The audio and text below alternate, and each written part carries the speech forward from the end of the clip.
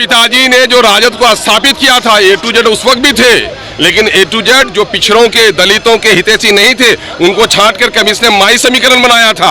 और ये लालू जी के राजद में और तेजस्वी जी के राजद में तो यही फर्क है, ये ए टू जेड की बात नहीं करते हैं, बल्कि -M ए टू जेड की बात करते हैं।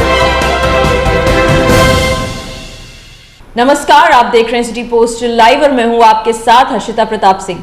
आज बिहार विधान मंडल के शीतकालीन सत्र का पहला दिन था, जिसे आज स्थगित कर दिया गया मंगलवार तक के लिए। इसके बाद तमाम नेताओं ने पत्रकारों से बातचीत की। AIM के प्रदेश अध्यक्ष अख्तरुल इमाम ने बिहार सरकार से बड़ी मांग कर दी। उन्होंने कहा कि जातीय सर्वे की रिपोर्ट के आधार पर OBC आरक्षण को बढ़ाया जाए, साथ ही साथ उसमें माइनॉरिटी लोगों के लिए अलग से उन्हें आरक्षण दिया जाए। जिस तरीके से अन्य राज्य में दिया गया है, उस तरीके से बिहार सरकार को भी OBC को आरक्षण देना पड़ेगा, साथ ही उसमें माइनॉरिटी के लिए भी अलग से आरक्षण देने की मांग की अख्तरुल इमाम ने। और कहा कि अगर बिहार सरकार ऐसा नहीं करती है तो वो ये समझेंगे कि ये भी जुमलेबाजों की सरकार है। क्या कुछ कहते नजर आए अख्तरुल इमाम, हम आपको पहले सुनाते हैं कि बिहार में किसकी कितनी जाति है उसकी गिनती की जाए।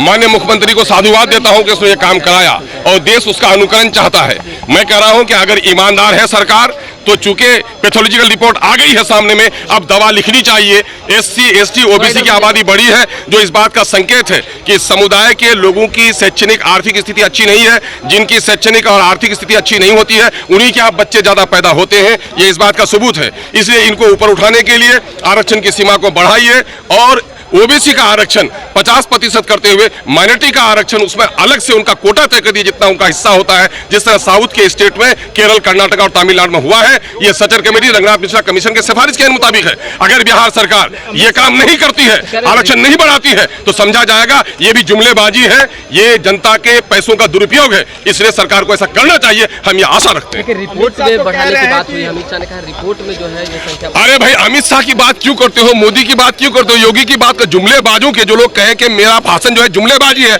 जुमलेबाजों की बातों को इतना सीरियसली नहीं लेना चाहिए।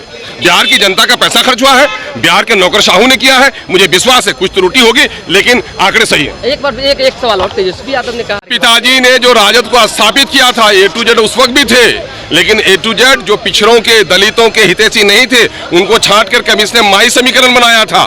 और ये लालू जी के राजद में और तेजस्वी जी के राजद में तो यही फर्क है, ये ए टू जेड की बात नहीं करते हैं, बल्कि -M ए टू जेड की बात करते हैं। आपने सुना अख्तरुल इमाम किस तरीके से साफ तौर पर बिहार सरकार से OBC के लिए आरक्षण बढ़ाने के लिए मांग करते नजर आए, साथ ही उसमें माइनॉरिटी लोगों के लिए भी अलग से आरक्षण की मांग कर दी और कहा कि अगर ऐसा बिहार सरकार नहीं करती है, नीतीश कुमार नहीं करते हैं, तो वो ये समझेंगे कि ये भी जुमलेबाजों की सरकार है। साथ ही जब पत्रकारों ने अमित शाह को लेकर उनसे सवाल करने की कोशिश की, तो उन्होंने उस सवाल का जवाब ना देते हुए साफ तौर पर कह दिया कि जुमलेबाजों के सवाल को मैं सीरियसली नहीं लेता। जुमलेबाजों अमित शाह, नरेंद्र मोदी ऐसे लोगों की बात ही ना करें। इनके भाषण में केवल जुमलेबाजी होती है, ये लोग कोई काम नहीं करते हैं, इसीलिए मैं ऐसे जुमलेबाजों के सवालों का जवाब नहीं दूंगा। क्या कुछ कहते हुए नजर आए अख्तरुल इमाम, ये हमने आपको सुनाया।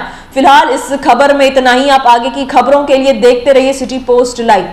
इस वीडियो को लाइक करें, शेयर करें और चैनल को सब्सक्राइब करना ना भूलें। धन्यवाद।